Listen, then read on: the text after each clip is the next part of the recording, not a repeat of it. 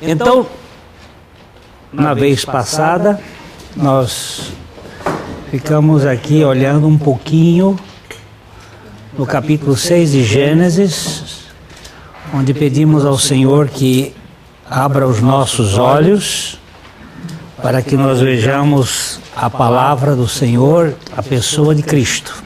Amém.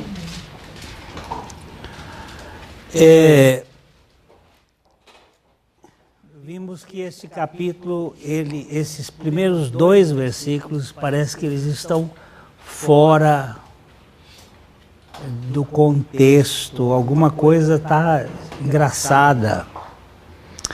Ele vem descrevendo no capítulo 4 a descendência de Caim. No final ele fala que Adão teve um outro filho chamado Sete, e que este filho teve um filho chamado Enos. E que quando esse filho nasceu, eles começaram a invocar o nome do Senhor. E quando eles começaram a invocar o nome do Senhor,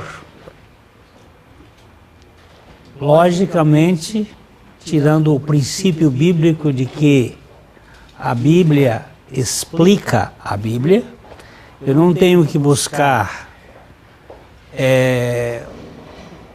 postulados de interpretação bíblica fora da Bíblia. Eu tenho que achar na própria Bíblia a hermenêutica que interpreta a própria Bíblia. Então, o princípio chamado a primeira lei de interpretação da Bíblia é esta: a Bíblia explica a Bíblia. Deus se explica a si mesmo pela sua palavra. Eu não preciso ir lá fora encontrar um argumento para chegar aqui e dizer que isto quer dizer isso porque vem de fora. Não, aqui dentro tem que ter a grade que vai dar a interpretação. E nós temos os filhos de Caim como uma visão de serem os filhos dos homens, a humanidade, o humanismo. É o homem fazendo as coisas pelo seu próprio esforço, pela sua competência. Enquanto que os filhos de Deus são aqueles que dependem de Deus, têm uma genética divina, nasceram de novo, nasceram de cima. Ao invocar o nome do Senhor, de Javé, os filhos de Sete ganharam uma descendência de cima. E nós temos daqui de Sete a descendência que vai dar em Jesus, que vai trazer através de Sem, dos semitas, a descendência que vai dar em Jesus. E temos os descendentes de Caim que ficaram lá espalhados, e, a meu ver, o versículos 2 e 3 de Gênesis, do capítulo 6, ele diz: como se foram multiplicando os homens na terra e lhes nasceram filhas, vendo os filhos de Deus que as filhas dos homens eram formosas, tomaram para si mulheres as que entre todas mais lhes agradaram. Filhos dos homens,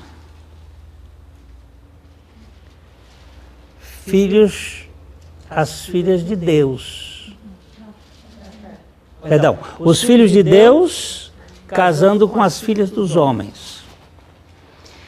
Aqui tem um bocado de possibilidade que nós já vimos, de interpretações que alguns acham que são os anjos, extraterrestres, outras coisas. A meu ver, aqui dentro da Bíblia está a explicação.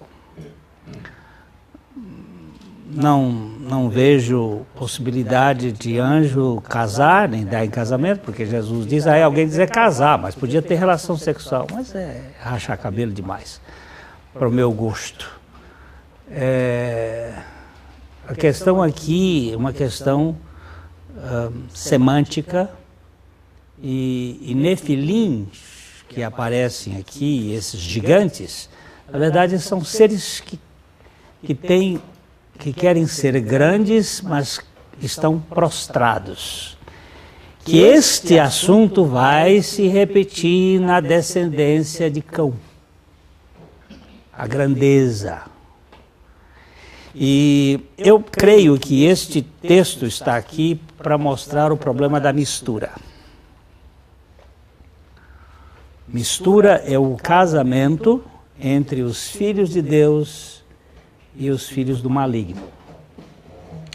Toda pessoa que não nasceu de novo, ela é filha do diabo. Isso é muito pesado, mas essa é a realidade, do ponto de vista espiritual. Jesus tem uma expressão que ele diz assim, vós sois do diabo, ele é o vosso pai. Por quê? Porque vós sois da mentira. Quem profere a mentira é filho do diabo. Mas o senhor está dizendo o quê? É exatamente isto. Nós nascemos nesse mundo portando uma natureza caída, uma natureza maligna.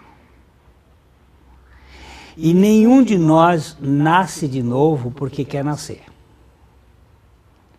Nós nascemos de novo porque Deus, em sua graça, nos fez nascer pela sua palavra, pelo seu Espírito. Hoje à tarde eu estava na editora e um advogado que nós pregamos o Evangelho para ele há 20 anos atrás, ouviu minha voz, ele tem um escritório ali perto, ele ouviu minha voz falando com o Flávio, ele bateu lá e abriu a porta todo sorridente, e eu disse, como é que você está, Carlos? Ele disse, estou muito bem. Eu disse, tá, sua fisionomia está mostrando que você está muito bem. Ele disse, eu era um fugitivo de Deus, mas Deus me achou, Deus me pegou. Durante 20 anos eu fugi de Deus o quanto eu pude, mas Ele me fez nascer de novo. E agora, Glênio, eu quero dizer que não tem retorno. Eu digo, porque ele quando passa o sujeito para o lado de cá, ele derruba a ponte. Não dá para você voltar mais. Porque foi ele que fez. Você não é filho porque você quisesse ser, você foi filho porque ele fez. E nós conversamos um tempo e eu fiquei muito contente de ver que aquilo que foi plantado lá atrás, há 20 anos, aconteceu dentro do propósito de Deus. O semeador sai a semear e a semente que cai na boa terra pode demorar um tempo, mas a terra foi preparada por Deus e ela vai germinar e vai dar frutos. E a semente é poderosa. E ele faz a coisa acontecer. Então, os filhos de Deus, eles são de cima. Eles são nascidos de Deus. Os filhos do diabo são todos. Nós temos filhos do diabo, pessoas absolutas. Pessoas íntegras, que têm, vamos dizer, bondade humana. Pessoas que são fantásticas.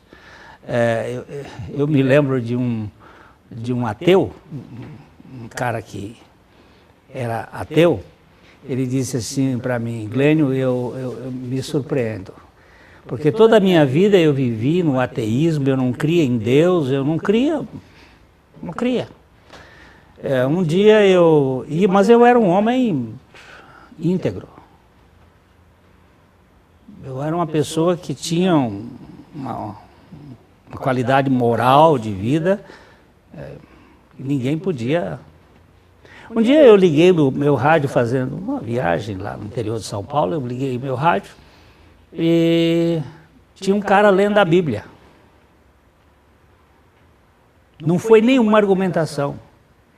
Eu sei que, de repente, foi assim, um texto pequeno, ele me citou o texto, mas eu não me lembro agora, ele tomou aquele texto, entrou, fez a obra, ele disse assim, e eu saí crendo. E ele disse para mim assim, não mudou muita coisa em mim, mudou o centro. Repete aí. Ele disse, não, eu não tive mudança, eu nunca fui um depravado, eu nunca fui um viciado, eu nunca fui um cara assim que diz assim, houve mudanças comportamentais, não. Mudou o centro. Antes eu confiava em mim e agora eu confio em Cristo. Eu digo, cara, isso só pode ser coisa de Deus, porque homem não faz isso. Homem não faz isso. Isso só pode ser coisa lá de cima, porque é Ele que faz pela sua palavra, pelo seu Espírito. Não estava procurando, não estava nada, mas aconteceu esse milagre da fé e da revelação e da pessoa. Então, os filhos de Deus, para mim, são aqueles que nasceram de novo. Eles podem estar na igreja católica, podem estar na igreja batista. Alguém surpreende quando eu digo que na igreja católica tem muita gente salva, tem gente que fica brava comigo. Pois é, tem gente salva até na igreja batista. Milagre, né?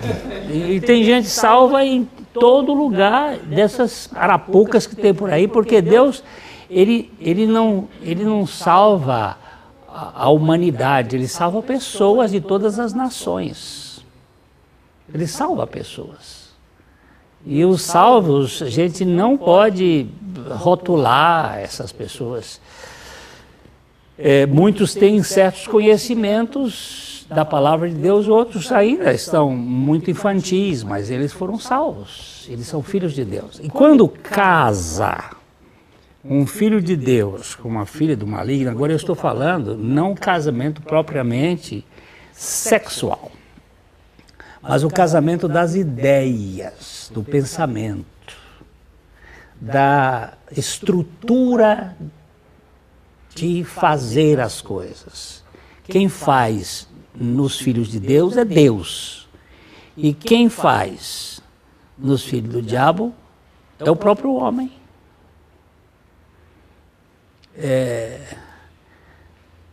Deixa eu ver se eu tenho aqui uma... Estou lendo um livro do Scrooge. O Scrooge foi um cara que viveu do século XIX para o século XX, e ele tem uma coisa bem interessante. Ele fala sobre os dois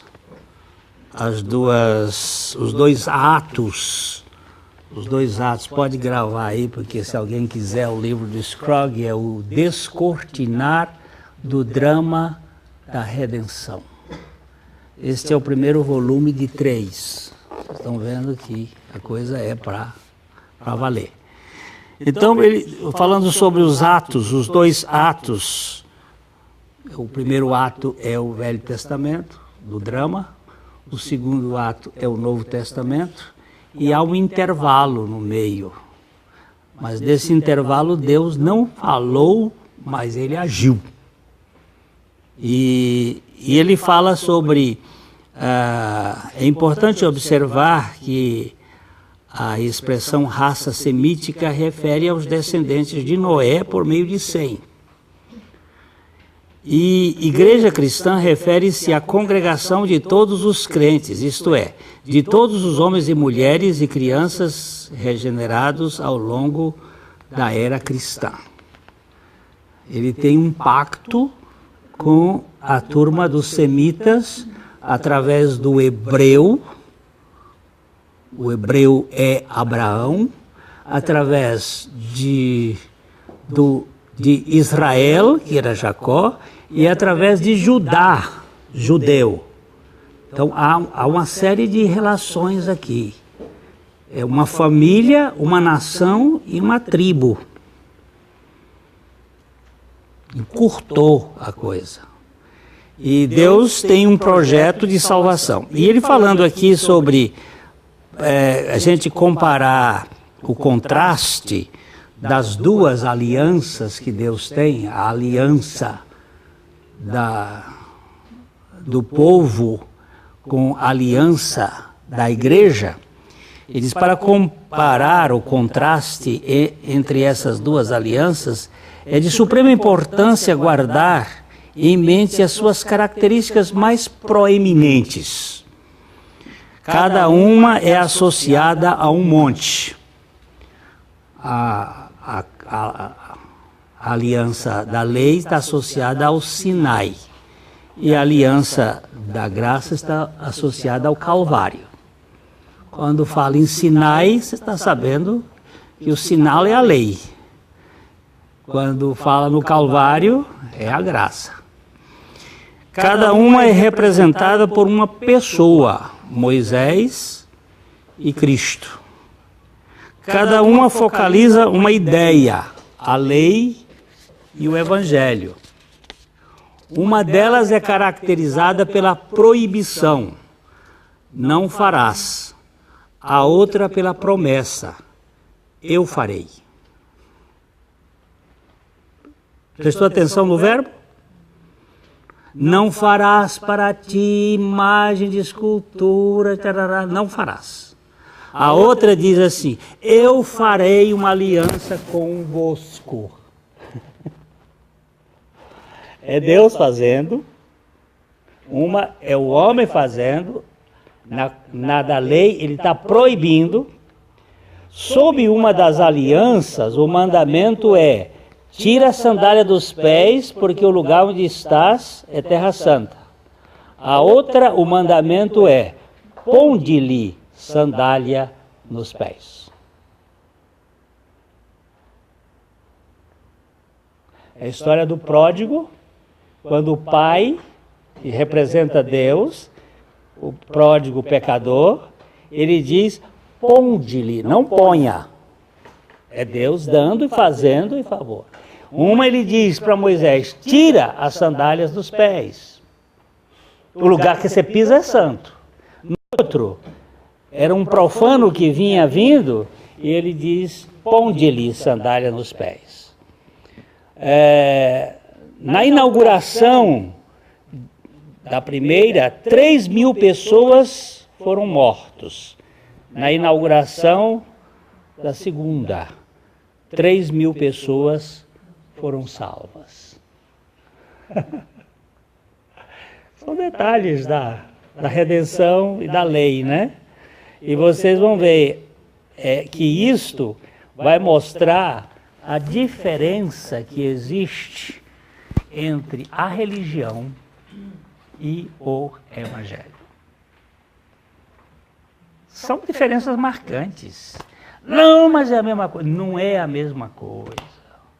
O evangelho é Deus fazendo, é Deus descendo, é Deus buscando gente. A religião somos nós buscando a Deus pelo nosso esforço, querendo alcançar. É cansativo, é pesado, é sofrido. A gente fica mal-humorado porque a gente se esforça e não consegue.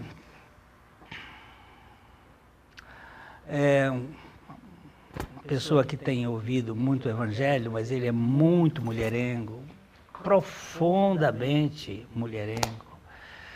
E já passou por mais de 1.000 mulheres na cama. Ele disse outro dia para mim, Glênio, o que eu faço? Eu coma todas. Porque você não tem natureza para fazer outra coisa. O que eu vou dizer para um cidadão desse? Só que ele disse uma coisa para mim, eu estou com nojo. Eu digo, então é Deus que está fazendo. A gente tem visto muita confusão dos púlpitos, na grande maioria, e agora com o advento das neopentecostais, muito mais ainda, exatamente também essa confusão das promessas a Israel e das promessas para a igreja. Pois é. Que o Mackintosh deixa tão claro que as promessas para a igreja são espirituais e celestiais, e eles destilam, por exemplo, Deuteronômio 28 como promessa para a igreja. Absurdo. Eles pegam o concreto e põem aquilo como uma nação, que foi uma promessa para um povo. E Deus tem agora a promessa em Cristo para as nações. E a promessa das nações é que em Cristo eles são abençoados com todas as bênçãos espirituais nas regiões celestes. E lógico que Deus vai fazer prosperar em muitos aspectos. A primeira prosperidade de um crente é que ele tem uma alma próspera. E a alma próspera cabe muito mais coisa do que dinheiro. A alma próspera é uma alma que se contenta até com pão e água. E é um negócio que foge à cabeça. Isso não significa que Deus não vá fazer multiplicar a sementeira, mas eu não tenho que usar a sementeira como forma de isca para fazer as pessoas contribuírem. Porque contribuição é uma questão de coração.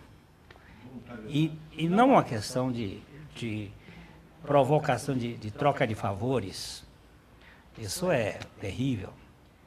Então, eu estou dizendo que o casamento entre essas duas posturas, ela é maléfica.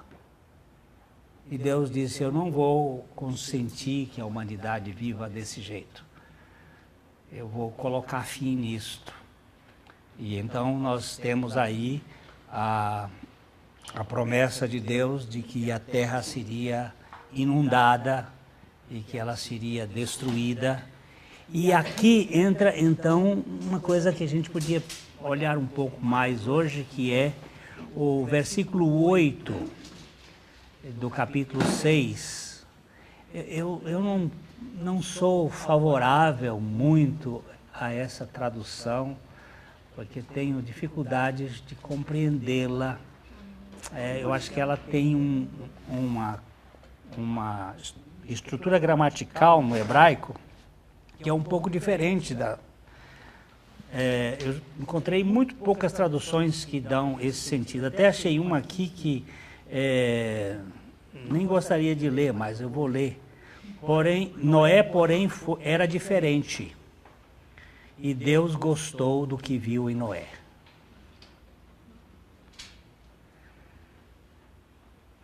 Noé, porém, era diferente. E Deus gostou do que viu em Noé. Então, tem qualidades para a graça. Não é isso que eu acho que está no texto. Eu acho que o texto vai dizer alguma coisa bem diferente. Diz assim, porém Noé achou graça diante do Senhor.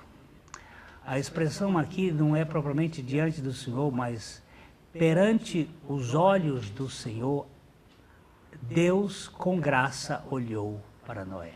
Aqui na NVI, Glênio, diz assim, a Noé, porém, o Senhor mostrou benevolência. Já é um pouco bem mais adequada. Noé olhou com graça para... Perdão, o Senhor olhou com graça para Noé. Porque o conceito de graça, e essa é a primeira vez que aparece a palavra graça na Bíblia. O conceito de graça é que não existe a possibilidade de ter alguma qualidade ou atributo que a graça possa negociar com a pessoa, trazendo um uma espécie de comércio. Alguns dizem que graça é favor imerecido, e é. É. Graça é Deus dando e fazendo tudo a quem nada merece, nem tem condições de merecer daí para frente. Graça é amor incondicional, porque a palavra graça, amor, misericórdia, benevolência, no hebraico é a mesma. Vai depender do contexto, das situações, é a mesma. Chesed.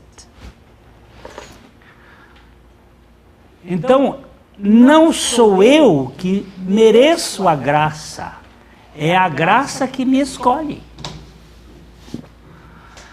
Amanhã vai ter jogo da seleção lá na Suíça.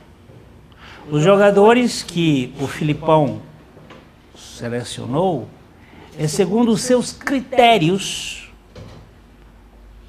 para jogar lá na seleção. Ele viu qualidades naqueles jogadores. Se fosse outro técnico, viria outras em outros jogadores, mas o Filipão achou que são aqueles jogadores. E quais são as qualidades que Deus escolhe as pessoas? Então nós temos que verificar segundo a Bíblia, e aí eu preciso que vocês abram em 1 Coríntios, capítulo 1,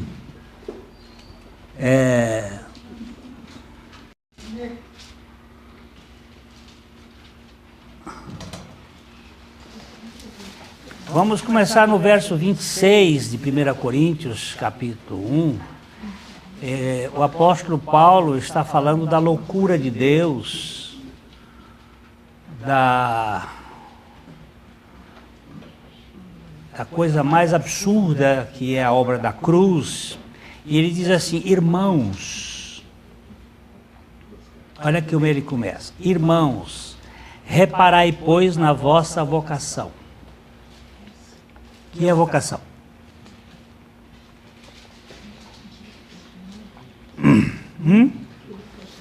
Chamado. Todo que invocar o nome do Senhor será salvo, mas para que ele invoque é preciso que ele seja convocado. Senão vai ficar invocado. O Senhor, todo irmãos, reparai, pois, na vossa vocação, no vosso chamado, na vossa escolha. Reparai, pois, visto que não foram chamados, o quê? Muitos sábios segundo a carne. Ele chamou sábios segundo a carne, mas não foram muitos. Nem muitos poderosos, nem muitos de nobres nascimento. Pelo contrário, o que Deus fez? Deus escolheu as coisas loucas do mundo para envergonhar os sábios. É difícil dizer assim, Deus escolheu as coisas loucas, mas eu traduziria um pouco mais claramente. Deus escolheu as pessoas loucas do mundo para confundir as pessoas sábias. E Deus escolheu as pessoas fracas do mundo para envergonhar as fortes. E Deus escolheu as pessoas humildes do mundo e as desprezadas, e aquelas que não são, para reduzir a nada as que são, a fim de que ninguém se vanglorie na presença de Deus.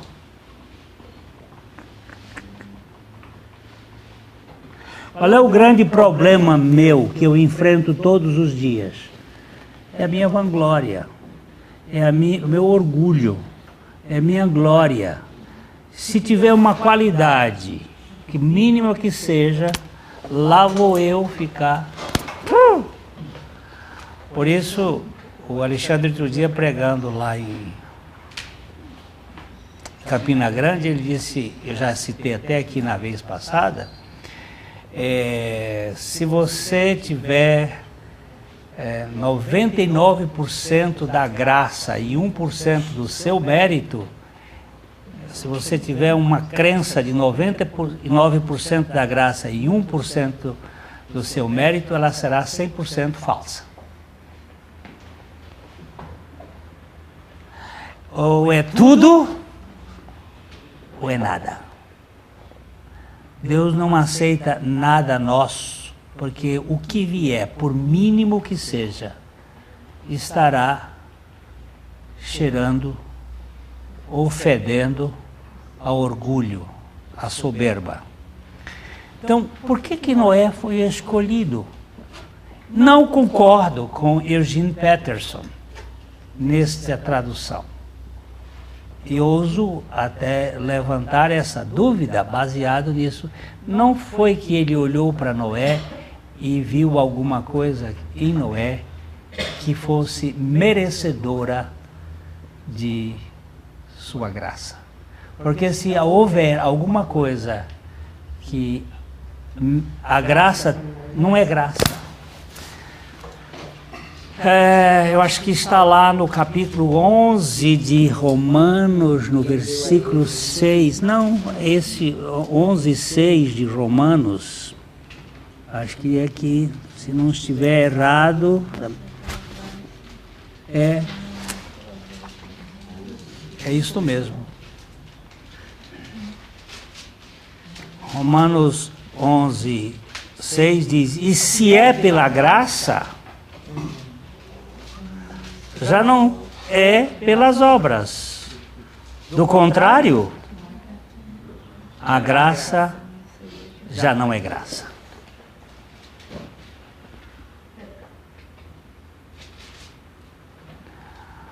O que Noé tinha de especial para Deus dar para a graça dos olhos, hein? Já tinha idade. 600 anos. Já tinha pisado na bola algumas vezes, sem dúvida nenhuma. O que será que Noé viu, que Deus viu em Noé para ele se virar para ele com olhos graciosos? Deve ter visto a promessa dele que ele tinha. Ele olhou para si mesmo. Diga lá. Autor de Hebreus 11:7, pela fé Noé, divinamente instruído acerca de acontecimentos que ainda não se viam, e sendo temente a Deus, aparelhou uma arca para a salvação de sua casa, pela qual condenou o mundo e se tornou herdeiro da justiça que vem pela fé. Então, esse texto aí vai nos dar uma pistazinha que diz que foi pela fé que Noé aparelhou a arca. Se foi pela fé, ele não tinha fé antes. O MacArthur, ele indica através de erros que Moisés buscou o Senhor. Mas alguém só busca o Senhor porque o Senhor o busca primeiro. Esse é um ponto que nós temos que estar muito certo disso para fazer discernimento. Quando ele diz assim, buscai o Senhor enquanto ele estiver perto. Ele se tornou perto, portanto nós podemos buscar. Quando ele manda que nós o busquemos, é porque ele nos buscou primeiro. Exatamente. Então, eu não vou aqui sustentar a ideia de que Noé achou graça diante do Senhor porque havia qualidades em Noé. Foi a graça que decidiu escolher Noé por sua livre decisão de escolher alguém. Se o Senhor pega os que não são, para ainda ganhar a descrição, ele não deve ter visto nada realmente, não é? Exatamente. Quanto mais nada Noé tinha, melhor para Deus trabalhar. Eu acho que Deus olhou para a promessa dele que ele tinha que trazer um Messias, que ele tinha um povo, uma descendência para preparar, porque é a mesma situação com Enoque, não é? E o problema não é que Deus estava procurando alguém para solucionar o problema dele, que ele não tem problema nenhum. Foi que Deus decidiu escolher Noé. Pois eu decidi, eu sou soberano, conversa fiada, vocês querem botar aqui que eu não tenho poder de escolher a quem eu quero? Deus escolheu a Jacó e rejeitou Esaú. O que tinha entre Jacó e Esaú? Eu escolhi Esaú. Esaú era trabalhador, Jacó era um vagabundo, passador dos outros para trás. Depois é que ele teve que trabalhar à força quando saiu da casa aos 87 anos de idade. Não pense que Jacó saiu mocinho, não. Era na barra da saia da mamãe. Um velhote daquele não queria saber de nada. Foi pra rua depois Agora, eu escolheria Esaú, mas Deus não. E Jacó passou todo mundo para trás. Passou o pai, passou a mãe, passou o irmão, passou o sogro. O sogro passou o sogro, não sei qual era o sogro, passou para trás e deu uma trapaça dele, porque ali foi uma briga de Labão com Lambão. Trabalhou de olho em Raquel. Hein? Trabalhou bastante, mas de olho em Raquel. E Raquel. Por isso que ele trabalhou. Eu não estava, era sempre interesseiro. E quis passar Deus para trás também, mas Deus disse, comigo não, cara parada. Comigo você vai sair daqui e vai para a Paralimpíada. Você vai sair daqui manco. Comigo não, você vai sair daqui agora o meu príncipe, mas você vai sair marcado na coxa pro resto da vida. Você não vai me passar para trás, não, porque eu te pego. Um representante da comunidade judaica lá de Santos, ele afirmava para mim o seguinte, que Deus tentou falar com muitas pessoas, mas só Abraão deu ouvidos para Deus. Ah, você é safado, é coisa de judeu mesmo. Deus falou diretamente com Abraão, escolheu Abraão, e foi você que eu chamei. E foi duro Abraão ouvir. E Abraão levou, foi tempo. Ele só foi conseguir ouvir Deus lá no finalzinho, que ele ouviu Deus de fato, quando ele ofereceu Isaac. Ali Deus conquistou o coração dele. Mas vou voltando aqui. Noé, gente, por favor, não ponha qualidades e adjetivos de Noé, dizendo, Noé era um homem especial. Isso aqui tem sido um mote da religião para dizer que você foi escolhido porque tem qualidades, e aí fica os caras querendo fazer alguma coisa para merecer a escolha divina. Isso é na seleção do Filipão. Na seleção do Senhor, você viu que ele escolheu as coisas, ele escolheu as pessoas, aquelas que você não escolheria. E Deus escolheu para que ninguém se vanglorie. Ninguém se vanglorie. Eu acho que a melhor virtude que ele tinha é que ele gostava bastante de vinho. Ah, sim, ele gostava de vinho, né? Logo que ele saiu da arca, ele foi logo plantar. Parece que isto, antes do dilúvio, não havia possibilidade de ter vinho. Não havia fermentação. A terra estava num outro nível. Foi até uma experiência diferente de Noé, aquilo. Não sei, isso são suposições. O que eu quero... Obrigada, né? Muito obrigado. Certamente não era. Não era, que suco de uva não embebeda.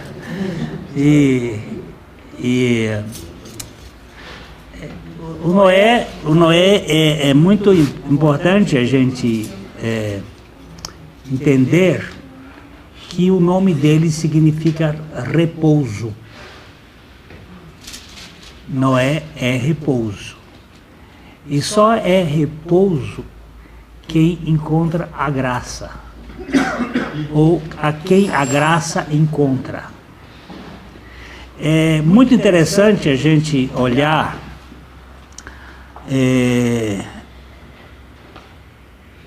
Jesus disse assim: vinde a mim, todos vós que estáis cansados, e eu vos aliviarei. Tomai sobre vós a minha canga, e a única canga que ele nos convida a tomar é a cruz, onde ele foi crucificado e nos levou a ser crucificado com ele, para que nós perdêssemos aquilo que nos mantém cansados. Quem é que nos mantém cansados? Hã? Nós mesmos.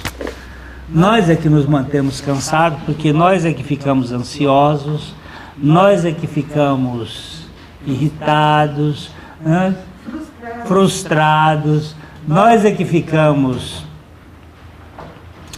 com medo, nós é que ficamos sendo consumidos. Aí ele diz: tomai a minha canga, tomai aqui, ó, recebam a minha canga, e então vocês vão encontrar Noé. Vocês vão encontrar descanso. Vocês vão encontrar o lugar onde a arca do dilúvio vai repousar. Descanso para a vossa alma. Descanso é o homem que vê Deus como o seu, aquele que assina a promissória, como é que chama? Avalista. É que vê Deus como seu avalista. Você agora não teme a dívida, porque a conta foi paga. Você vai ficar descansado. Certa noite um cara não conseguia dormir porque ele tinha uma dívida para pagar. No outro dia, pro amigo que era o Salim, né? E aí, parente do Beto, aí ele estava agoniado, ele tinha que pagar aquela dívida, e ele não tinha o dinheiro, e ele rodava na cama para um lado e para o outro. E aí a mulher acordou e disse: o que está acontecendo? Ele disse, ele também era árabe, e que tem que pagar amanhã para o Salim, e eu não tenho dinheiro para pagar, e eu não sei o que fazer, eu estou sem sono. Aí a mulher saiu, voltou daqui a pouco, uns 10, 15 minutos, e disse: pode dormir, que quem vai ficar agora acordado é o Salim. O que foi que você disse? Eu disse que você não tem dinheiro para pagar e que você não vai pagar amanhã. Agora você pode dormir, que agora é que vai ficar acordado. Então, a conta mas a conta foi paga, criatura. Você não tem que ficar perturbado e ansioso, porque Deus me escolheu em Cristo. Aí a menina estava ouvindo eu pregar, e ela disse assim: ô Glênio, como é que eu sei que eu fui escolhida? Digo, a sua pergunta já deduz alguma coisa. Como assim? Eu digo, se você não fosse escolhida, você nem iria perguntar isso.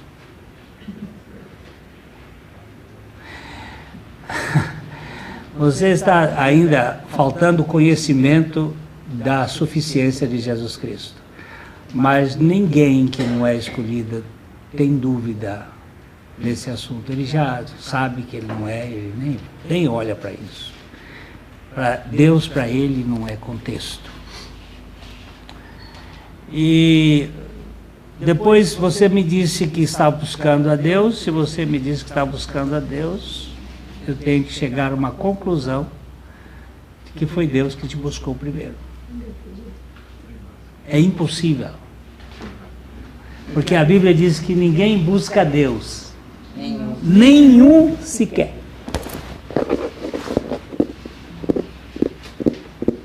Não há ninguém que busque a Deus, nenhum. Então, se você está buscando, amorzinho, é que... Ah, mas eu tenho uma vida... Não tem problema.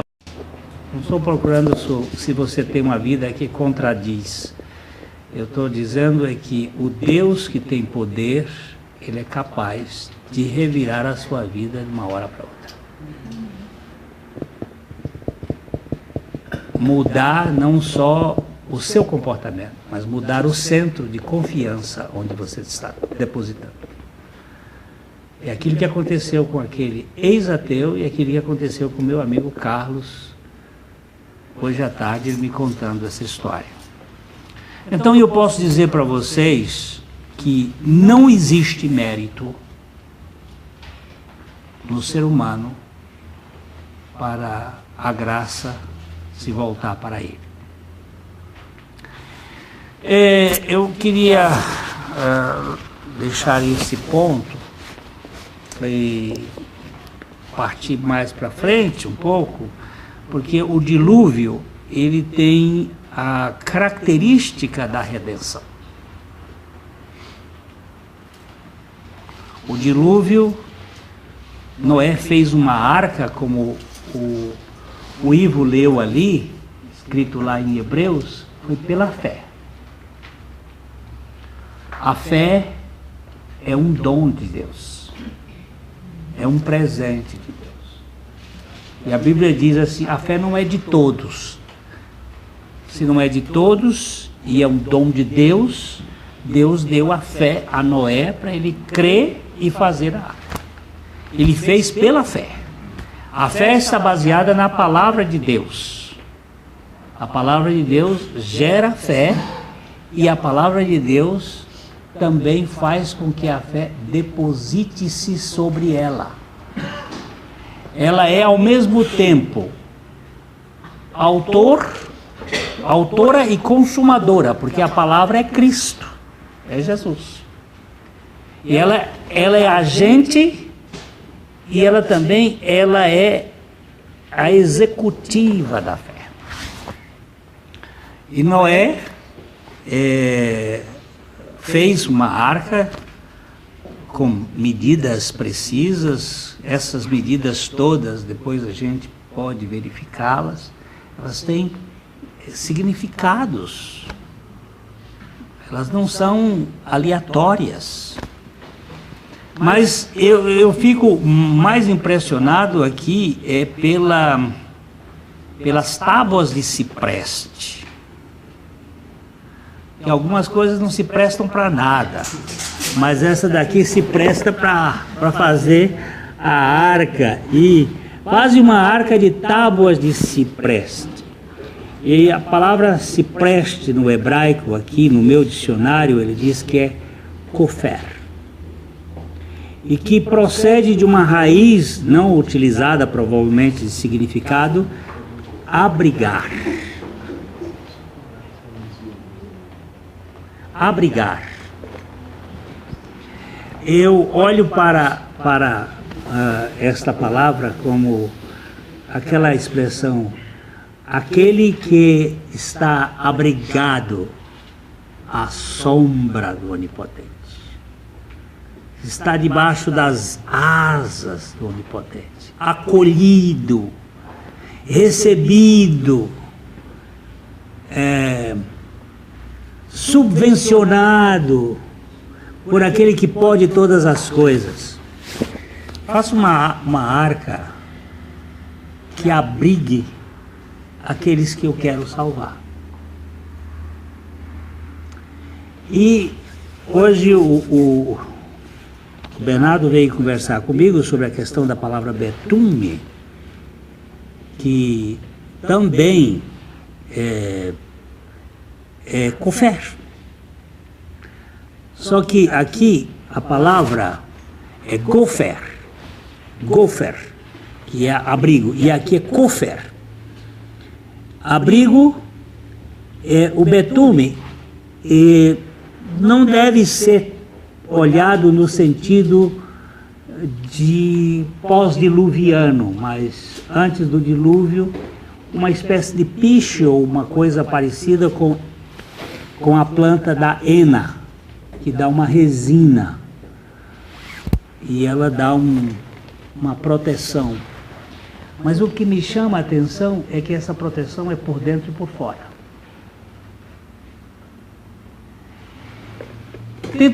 Sempre que aparece a palavra por dentro e por fora, quer dizer que é uma vedação que impede o de fora entrar e o de dentro sair. Deus queria fazer uma proteção para que água nenhuma entrasse ali dentro, nem qualquer coisa que ficasse de umidade viesse a penetrar naquelas tábuas, mas que ela ficasse bem impermeabilizada. Nós falamos da Arca da Aliança, que não eram feitas de tábua de cipreste, mas de tábua de acácia. E a acácia é um espinheiro. E ali está falando da humanidade de Jesus, que representava o ser humano na sua pecaminosidade. E coberta de ouro por dentro e por fora, e o ouro tipifica na Bíblia a divindade. A humanidade de Cristo estava um sanduíche da divindade de Deus nele. Aos olhos de Deus, aquele homem era Deus. Aos olhos dos homens, ele era um rabi de Nazaré. Ele era um profeta. Quem é que os homens acham que você é? O senhor é o senhor é Elias, o senhor é Jeremias, o senhor é um dos profetas. O senhor é alguém aí. E você, Pedro? Vocês aí, discípulos, Pedro disse, tu és o Cristo, o Filho de Deus. Jesus disse, não é seu? Isso não é visão humana. Você não conseguiu adquirir isto por você. Isso aí foi meu pai que contou para você. Tenho certeza que foi ele que cochichou. Meu pai que disse isso para ti. Porque essa é a visão de cima. O homem de Nazaré é Deus. Só quem via isto era o pai. Quando ele entrou na água para ser batizado, o pai disse assim, este é o meu filho querido, amado, em quem eu tenho todo prazer, em quem me comprazo. Ele colocou um selo do Espírito ali para pousar sobre, mas quem viu ali era o Rabi de Nazaré, era um homem, mas não era só isso. Então a arca está apontando para a obra de Cristo, a obra da redenção. E ela está apontando para a obra da redenção em aspectos muito interessantes. Nesta madeira que significa uma madeira de abrigo, neste betume que estava protegendo para que nada entrasse, nada saísse, e a porta que foi colocada naquela arca, e uma vez fechada, não podia ser aberta por dentro. Porque Deus fechou a arca por fora. De modo que Deus fechou, Noé fechou por dentro e Deus fechou por fora. Se alguém abrisse por fora, não conseguia abrir por dentro. Se Noé abrisse por dentro, não conseguia abrir por fora. Eles dizem, aqui vocês não vão entrar, porque aqui só entram aqueles que eu chamei. E o que eu chamei não tem por jeito de voltar. Foi por isso que o meu amigo Carlos disse, eu vim para esse caminho e não tem volta. Você é filho e não pode desfiliar. Porque o que Deus faz, não há diabo que desfaça. Aleluia. Tem jeito de perder salvação, meu caro? Tem uma ilustraçãozinha que Devin Fromm que conta de um cara que recebeu Jesus, mas ele estava com medo de perder a salvação. Estava doido de medo de perder a salvação. E um dia o Devin Fromm que sentou perto com ele e disse assim: pois é, Deus mandou Noé fazer a arca. E depois que terminou de fazer a arca, Deus disse assim: bota 8 pregos de madeira do lado de fora. Ele ficou assim olhando. Faça assim uns canos de madeira, uns pedaços, uns redondos de madeira, e prega-se na arca do lado de fora. Eu vou botar os animais do lado de dentro, depois eu fecho e toda a sua família vai ficar pendurada do lado de fora naqueles pregos. Então começou a chover, e Devin Fromm foi falando com o cara. Começou a chover e a chuva foi levantando a arca e eles ficaram com as 2 mãos penduradas. Aí de repente uma das meninas diz: eu estou cansada, já não aguento mais. Aí, tchum! Aí ele vai contando, e um e outro vai reclamando: ai, meu braço está doendo, já são 40 minutos aqui pendurado. E aí vai dizer: foi assim que Deus fez? Esse é o tipo de salvação em que você tem que sustentar. Mas Deus não fez isso. Ele fez uma salvação, que ele fez uma arca, botou os caras lá dentro e fechou a porta e jogou água. Você não fica pendurado na sua força, você fica pendurado na estrutura da arca. Você está lá dentro. Aqui fora está vento, chuva, tempestade, trovão. Lá dentro estão todos aqueles que pela graça Deus colocou lá.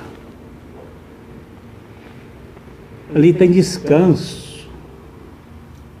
Aí o cara... Como é que você pode perder a salvação que Deus faz? Como é que você pode perder essa teologia perversa que deixa o sujeito pendurado, segurando? E se eu for fiel? E se eu for infiel? A minha Bíblia diz que se eu for infiel, Deus não pode, Deus permanece fiel porque Ele não pode negar-se a si mesmo. E não é a minha infidelidade que vai desfazer a fidelidade de Deus. É a fidelidade de Deus que vai desfazer a minha infidelidade.